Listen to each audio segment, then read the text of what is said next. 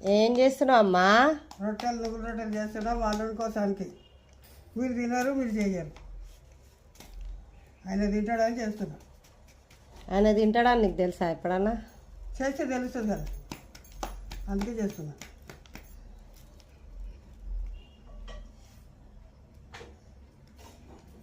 ఏమన్నా చెప్పు. ఇంకేం చెప్పు, నేను నువ్వుల రొట్టెలు పిల్లలు తింటారు.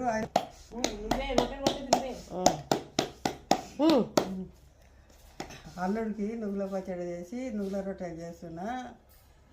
చిక్కుడుకాయ కూర వండినా, ఆయన తింటాడు అని చేస్తున్నా. అంత సౌండ్ చేయాలనా? మరి మేము మాకు సౌండే వస్తుంది, మీకు రాదు.